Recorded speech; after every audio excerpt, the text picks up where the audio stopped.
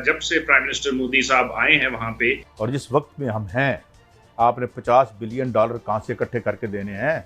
India जो है वो तकरीबन उसने 5 महीने के अंदर कोई $1 बिलियन की जो है वो एप्पल जो प्रोडक्ट है, एप्पल फोन जो है, ये उसको एक्सपोर्ट किया है।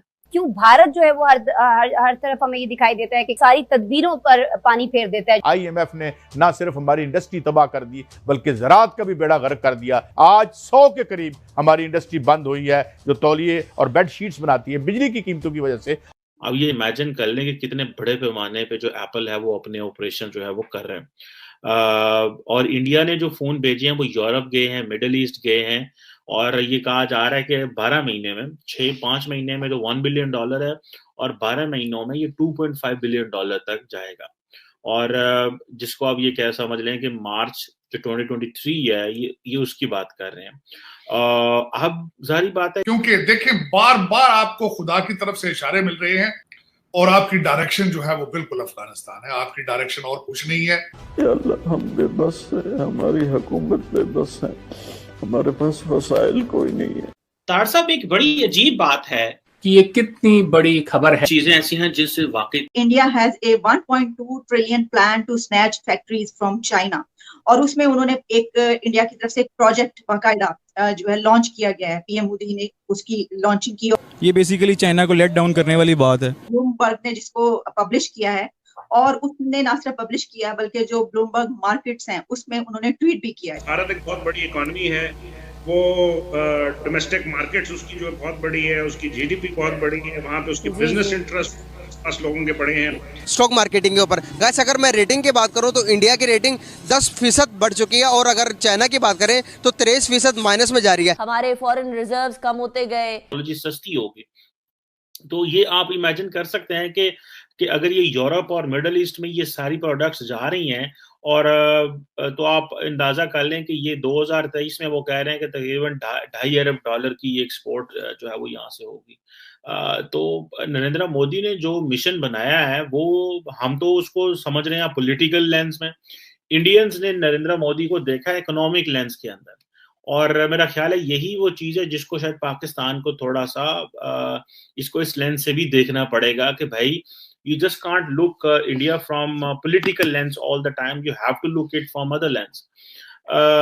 अब ये कहा जा रहा है कि जो एप्पल है वो ये बात कर रहा है कि उसकी जो प्रोडक्शन का जो 10% है, उसकी टोटल प्रोडक्शन का 10% चीन से बाहर मुंतकिल करने में तकरीबन 8 साल लगेंगे। और आपको पता है कि तकरीबन 98% जो आईफोन है वो चाइना में बन रहा था। तो आप इमेजिन करें कि वो कितना स्लो प्रोसेस है और कितना ये लेंथी प्रोसेस है कि 10% जो है, और भले वो चीन इंडिया को बहुत ज्यादा फेवर देना चाह रहे हैं, लेकिन वो चीन से भी नहीं निकलना चाह रहे। This is the signal which the Chinese with the Americans are giving. ये जरूर ठीक है कि क्योंकि आप देख लें कि at the same time India, अगर वो सारी चीजें इंडिया के अंदर टेक इंडस्ट्री आ रही है, लेकिन इंडिया बहुत सारे अमेरिकन ये फील कर रहे हैं और वेस्ट ये फील कर रहे हैं कि इंडिया का जो कॉन्फिडेंस है वो बहुत हाई हो रहा है, और India as a mid size power in South Asia, जिसको वो चाइना के लिए तैयार कर रहे हैं। गो के वो तो चाइना के लिए अपने मफाद के लिए लड़ेगा, वो अमेरिका के लिए किसी और के लिए तो नहीं लड़ेगा, लेकिन there is also a group in the west which believes कि अगर हमने इतना ज्यादा ट्रस्ट चाइना पे, इंडिया पे करना शुरू कर दिया और इंडिया के आगे हम जो कॉम्प्रोमाइज होते रहे, तो things will not be the good the way जो वो चाहते हैं। सो इंडिया ने जो अपनी ऑटोनॉमी अपनी फॉरेन पॉलिसी में रखी हुई है, दिस इज ये उनको वेस्ट को बड़ी खटकती है, और उनको पता है कि अगर हमने ये चीजें ये कॉन्टिन्यूस रही तो ये अब अगर आपने मैन्युफैक्चरिंग हब इंडिया को बनाना है, सो इंडिया से हमें क्या लेना है। और ये जो प्राइम मिनिस्टर मोदी ने रशिया में बैठ के पुतिन के सामने कहा था कि this is not an era of war, basically prime minister Modi जो है वो वेस्ट को ये बता रहा था कि भाई आप जो चीजें इंडिया में लेके आएंगे हम आपके मॉडल के साथ चलेंगे। This is what prime minister Modi से। अब ये अंदाजा कर लें आप कि लेकिन वो ऑटोनॉमी भी रखना चाहते हैं, और वो चीजें जो हैं वो भी चलाना चाहते हैं। सो ये एक बड़ी इंटरेस्टिंग डेवलपमेंट है कि और अगर आपको याद हो, पहले तो एक जो ताइवान का जो फॉक्सकॉन जो टेक्नोलॉजी ग्रुप है वो इंडिया में बैठ के चीजें डेवलप कर रहा था, लेकिन अब आके आपको पता चल रहा है कि अगर वो सारा कुछ इंडिया को जो है वो देने की कोशिश कर रहे हैं।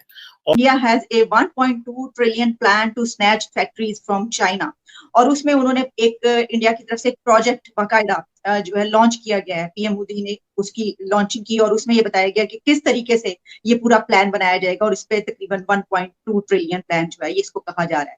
तो सर इसमें आप इसको कैसे देख रहे हैं? एक तो इंडिया और चाइना और पाकिस्तान और इंडिया, कैसे आप इसको एनालाइज करेंगे? आलिया, मैं इस चीज पे बड़े अरसे से बोल रहा हूं और इसकी मैं आपको फंडामेंटल्स बताना चाहूंगा। उसमें खास कर मैं उससे पहले भी, बल्कि मैं इस पे आपके देखने वालों को बिलखसूस ये बताना चाहूंगा कि अगर आप किसी एक कंट्री या एक मजहब की तरफ नफरत में आंखें बंद कर लें तो उसमें नुकसान आपका अपना होता है, किसी और का नुकसान नहीं होता। मेरे ख्याल में आपको चीजें, जो अच्छी चीज जहां पे हो रही हो उससे लर्न करना चाहिए, अडॉप्ट करना चाहिए। This is what my philosophy is. अब मैं ये बताना चाहूंगा कि भारत ने पिछले 10 सालों में अपनी पोजीशन 11 नंबर से लेकर 5 नंबर पर ले आया है इकॉनमी में। वो यूके को भी क्रॉस कर चुके हैं।